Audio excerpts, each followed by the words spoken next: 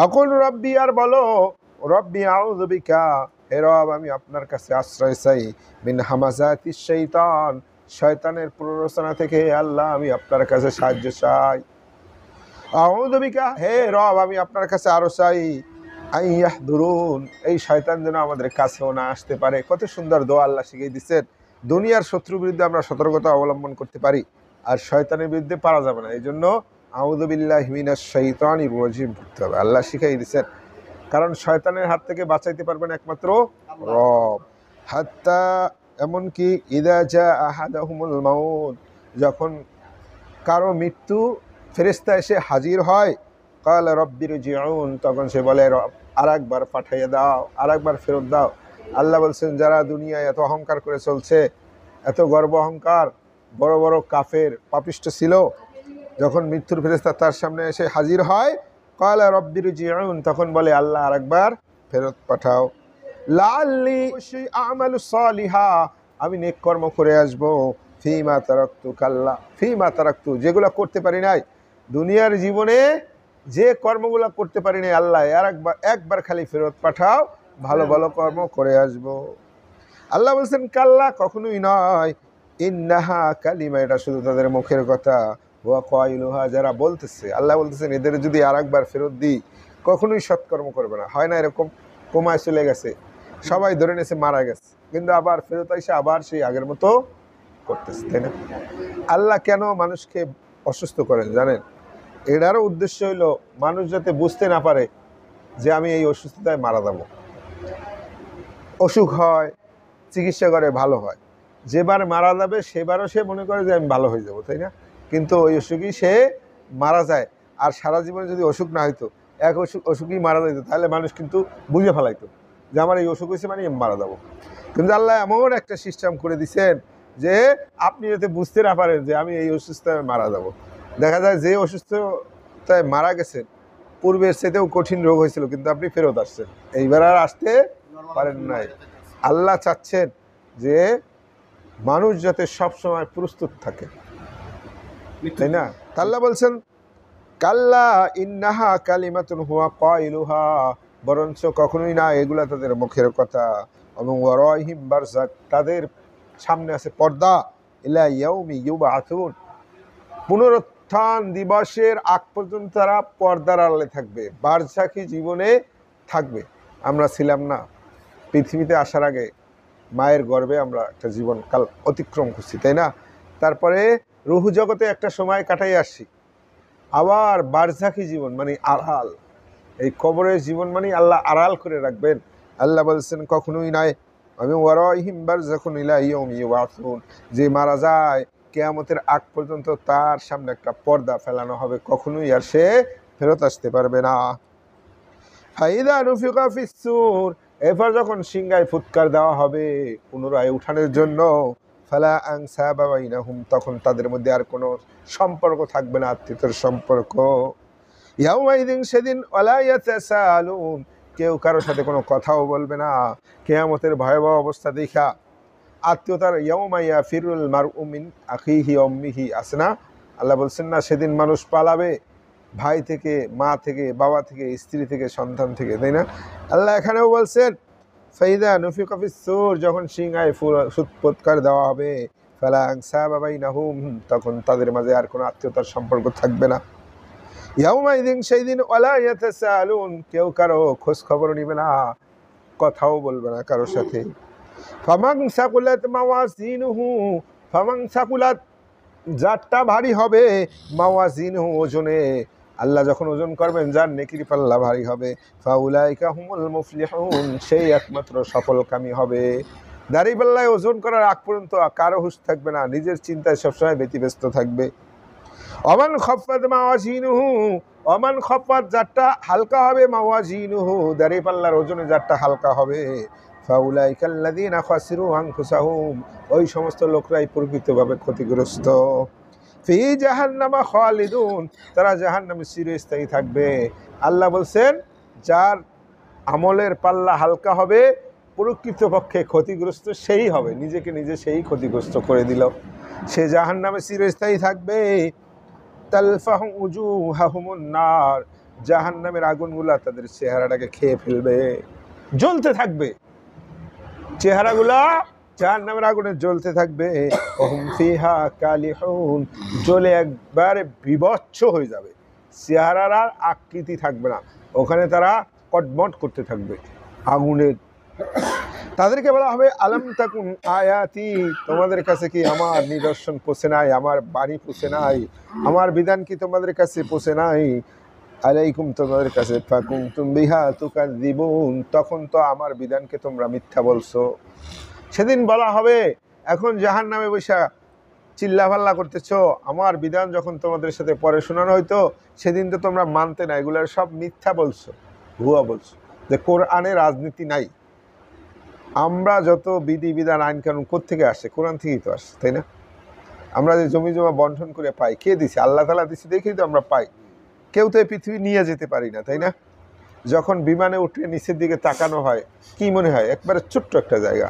এই পৃথিবী অনেক বিশাল, তার ভিতরে আমি ছোট এটুকু একটা জায়গার মালিক হয়েছি, অরিসূত্রে আল্লাহ বানাইছে দেখি, ওইটা নিয়েও মারামারি করে।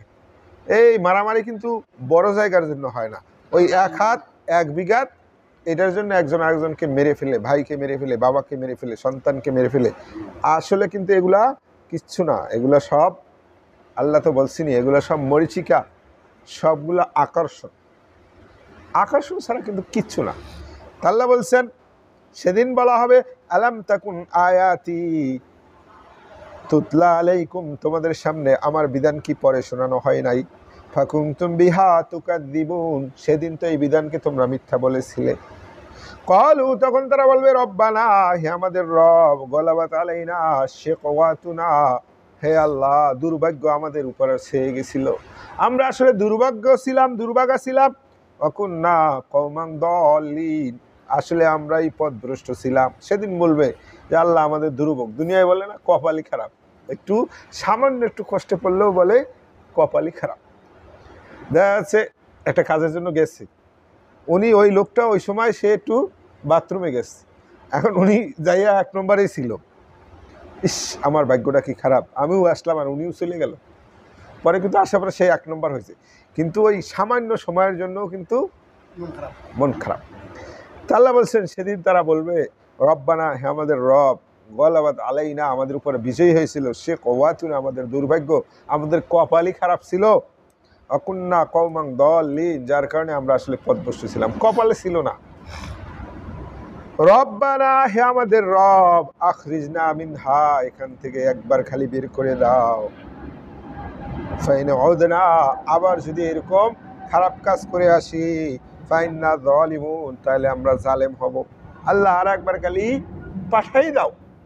এবং অন্য আয়াতে আছে তারা সেদিন আল্লাহর কাছে যুক্তি পেশ করবে, হে আল্লাহ, তুমি আমাদের যে খালি একবার বানাইয়া মৃত্যু দিচ্ছ সেরকম না, আমাদের রূহ জগতে বানাইছো, ওখান থেকে আবার পৃথিবীতে জীবিত করে পাঠাইছো, আবার মৃত্যু দিছো, আবার উঠাইছো, তাহলে তুমি তো কয়েকবার মরণ দিছো আবার উঠাইছো, তাহলে আর একবার খালি আমাদেরকে ফেরত পাঠাও।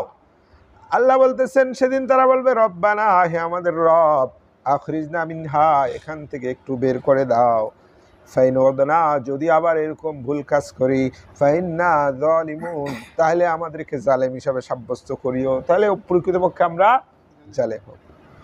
আল্লাহ বলবেন ক্বালাকসাউ ফিহা, আল্লাহ বলবেন চুপ, ওখানে পড়ে থাকো, ওয়ালা তুকাল্লিমুন, একটা কথাও বলবা না। আল্লাহর এই কথা বলার সাথে সাথে সমস্ত জাহান্নামীদের মুখ সিলগালা হয়ে যাবে, আর সারা জীবন তারা ওই বন্দি থাকবে আগুনের কোঠরে, আর কথা বলবে না, শুধু গরদ গরদ করতে থাকবে, মুখ দিয়ে আর কথা বের করতে পারবে না। আল্লাহ বলবেন ক্বালাকসাউ ফিহা ওয়ালা তুকাল্লিমুন, আল্লাহ বলবেন ওখানেই পড়ে থাকো, কথা বলবা না, কথা বলবা না। এই জন্যই আল্লাহ পৃথিবীতে এগুলো আমাদেরকে জানাই দিচ্ছেন, যাতে ওখানে যাওয়ার পরে আমরা যখন ছোট বাচ্চাদের দেখি ভুল পথে যাইতেছে, কতবার বুঝাই, এইভাবে বুঝাই, এরকম উদাহরণ দিই, ওরকম উদাহরণ দিই, নিজের জীবনের ঘটনা বলি, আমি কিন্তু এরকম করে বিপদে পড়ছিলাম, তো দাদা এরকম পড়ছিল, তো চাচা এরকম পড়ছিল, হাজারো কায়দায় বুঝায়। এরপর যখন ছেলে না কোনোটাই না শুই না ওই বিপদে পড়ে, তখন কিন্তু কি বলে, তোরে আগেই বলছিলাম, তারপর তুই এটা করছিস, এখন নিজের শাস্তি নিজেই ভোগো। আল্লাহ বলবেন দুনিয়ায় অনেক বলে দিছি, আর না, এখন ওখানে পড়ে থাকো। আমি তোমাদের ভুলে গেলাম যেভাবে দুনিয়ায় তোমরা আমাকে ভুলে গেছিলে এই দিনের কথা। আল্লাহ ভুলে যাওয়া মানে কি? ওদের আর কোনোদিন ওখান থেকে উদ্ধার পাওয়ার কোনো সুযোগ নেই। ইন্নাহু, নিশ্চয়ই, কানা ফারিকুম মিন ইবাদি, আমার বান্দাদের মধ্যে একদল লোক ছিল, ইয়াকুলুন, তারা বলতো, রব্বানা, হে আমাদের রব, আমান্না, আমরা ঈমান আনলাম, ফাগফির লানা, আমাদের ক্ষমা করে দাও, ওয়ারহামনা, আমাদের প্রতি আল্লাহ তুমি রহম করো, ওয়া আনতা খায়রুর রাহিমিন, তুমি তো উত্তম রহমকারী। হে আল্লাহ, তুমি দয়াশীল, আমাদেরকে ক্ষমা করো, আমাদেরকে মাফ করো। আল্লাহ সেদিন বলবে, দুনিয়ায় এরকম একদল লোক ছিল আমার, যারা এটা আমার কাছে দোয়া করতো। তাহলে আমরা এই দোয়াটা করতে পারি, রব্বানা, হে রব, আমান্না, আমরা ঈমান আনলাম তোমার প্রতি, ফাগফির লানা, আমাদের ক্ষমা করে দাও, ওয়ারহামনা, রহম করো, ওয়া আনতা খায়রুর রাহিমিন, আর তুমি তো হইলা উত্তম দয়ালু। আমরা বাংলায়ও করতে পারি, তাই না? আল্লাহ বলবেন সেদিন যে আমার একদল বান্দা ছিল যারা আমার কাছে এই দোয়াগুলা করতো, ফাত্তাখাযতুমুহুম সিখরিয়া, তাদেরকে তোমরা তখন হাসি ঠাট্টার পাত্র হিসাবে গ্রহণ করছো। তারা দাড়ি রাখতো, তারা টুপি পরতো, পাঞ্জাবি পরতো, এইগুলার তোমরা জঙ্গি বলতে, এগুলার তোমরা কি বলতে? জঙ্গি। হাসি ঠাট্টার পাত্র বানাইতে তাদেরকে। এক সময় বাংলাদেশে এখনো কিন্তু নাটক বলেন, সিনেমা বলেন, হুজুরকে যদি জোকার না বানায় তাহলে কিন্তু এটা জমে না। হুজুরে বানাইয়া এরপর ওরে দিয়া যত ভণ্ডামি সব করাবে ওরে দিয়া। তা আল্লাহ বলছেন সেদিন তো তাদেরকে নিয়ে তোমরা ঠাট্টা বিদ্রুপ করতে, হাত্তা আনসাউকুম যিকরি, এমনকি এগুলা করতে করতে আমার কথাও তোমরা ভুলে যেতে। ওদের নিয়ে হাসি ঠাট্টা করতে করতে আমি আল্লাহ যে তোমাদের রব ছিলাম, আমার কথাও তোমরা ভুলে যেতে। অকুনতুম মিনহুম তাদহাকুন, প্রকৃতপক্ষে তোমরা ঈমানদারদেরকে নিয়ে হাসি ঠাট্টা করতে, খেল তামাশা করতে, আনন্দ ফুর্তি করতে। আল্লাহ অন্য সূরায় বলছেন যে আমি সেদিন ঈমানদারদেরকে দেখাবো যে দেখো ওদেরকে, যে তোমাদের নিয়ে হাসি ঠাট্টা করতো, আজকে তোমরা দেখে নাও ওদের পরিণতি কি অবস্থা। তা আল্লাহ এখানে বলছেন, ইন্নী জাযাইতুহুমুল ইয়াওমা, আজকে আমি নিজে তাদেরকে পুরস্কৃত করব। তোমরা দুনিয়ায় থাকতে তাদের নিয়ে হাসি মস্কারি করছো, ইন্নী, নিশ্চয়ই আমি, জাযাইতুহুমুল ইয়াওমা, আজকে তাদেরকে পুরস্কৃত করব, বিমা সাবারু, তারা যে ধৈর্য ধরেছিল। বিশাল ধৈর্যের ব্যাপার না, তাই না? আমরা এখানে বসে আছি আর কিছু লোক গান বাজনা করতেছে, এইটা করতেছে, ওইটা করতেছে, বাট ওগুলা বাদ দিয়ে এখানে বসা আসলেই ধৈর্যের ব্যাপার। কিন্তু ফজরের নামাজ পড়তে আসা, এটাও বিশাল ধৈর্যের কাজ। 5 ওয়াক্ত নামাজ মসজিদে আসা, পাক পবিত্র থাকা, ধৈর্যের ব্যাপার, তাই না? যে লোকটা নামাজ কালাম পড়ে না, ও যখন সফরে যায় ওর কিন্তু কোনো টেনশন নাই। আর আপনি যখন নামাজি, আপনি কিন্তু গাড়িতে উঠলেই একটা মনের মধ্যে জ্বালা শুরু হয়ে যায় যে আমার পবিত্রতা রক্ষা করতে হবে, আমি নামাজটা কোন জায়গায় পড়বো, কোন ওক্ত নামাজ কোন জায়গায় বাঁচতে পারবো, অনেক টেনশন চলে আসে না? এগুলো ধৈর্যের ব্যাপার, তাই না? আল্লাহ বলবেন, ইন্নী জাযাইতুহুমুল ইয়াওমা বিমা সাবারু, তাদের ধৈর্যের কারণে আমি আল্লাহ আজকে তাদের পুরস্কৃত করব। আন্নাহুম হুমুল ফাইজুন, প্রকৃতপক্ষে তারাই হইল সফলকামী। দুনিয়ায় কোনো সফলতা নাই। আল্লাহ কোরআনে কোথাও বলেন না যে তোমরা সুখ তালাশ করো, কোথাও বলেন নাই যে এই পরিমাণ অর্থ সম্পদ হইলে সেটা সফল কাম, সেটা কিন্তু বলেন নাই। আল্লাহ বলছেন যে জাহান্নাম থেকে মুক্তি পাইয়া জান্নাতে যাইতে পারবে সেই প্রকৃতপক্ষে থেকে সফলকামী। আল্লাহ বরঞ্চ কোরআনে বলছেন যে আমি তোমাদের রিজিক বাড়াই দিই, কমাই দিই, অতএব আমি জানি তোমরা এই রিজিকের পিছনে ছোটো না, এদের পিছনে ছুটতে নিষেধ করছে। কোথাও লেখা নাই যে তুমি এই কাম করলে সুখী হবে, সব জায়গায় আছে তুমি শুকরিয়া আদায় করো, যে অবস্থায় আসো শুকরিয়া আদায় করো, ধৈর্য ধরো। তা আল্লাহ বলছেন সেদিন আল্লাহ ঘোষণা দেবেন যে প্রকৃতপক্ষে তোমরাই সফলকামী। জান্নাতে যাওয়ার পরে, জাহান্নামী সব সাব্যস্ত হওয়ার পরে, মৃত্যুকে আল্লাহ একটা কি ভেড়ার মতো বানাইয়া ওইটাকে জবাই করে দিয়ে বলবেন আর তোমাদের মৃত্যু নাই। জান্নাতীদেরকে ডেকে বলবেন আল্লাহ তাআলা, হে জান্নাতীরা, আজকে তুমি তোমরা শুনে রাখো, আমি তোমাদের প্রতি সন্তুষ্ট হয়ে গেলাম, আর কোনোদিন অসন্তুষ্ট হব না। এইটা শোনার পরে জান্নাতীরা এত খুশি হয়ে যাবে, দুনিয়ায় যে অবস্থায় থাকি না কেন ভয় থাকে না, যা আল্লাহ কি আমাদেরকে ক্ষমা করতেছেন কিনা, কোন জানি অপরাধ করে ফেলতেছি। যদি জানতে পারেন যে না, তুমি একবারে নিশ্চিত জান্নাতি, আর কোনো ঝামেলা নাই, আমি আর অসন্তুষ্ট হব না, আল্লাহ বলছেন, তাই না? লা ইখলিফুল মিয়াদ, তাই না? ইন্নাল্লাহ লা ইখলিফুল মিয়াদ।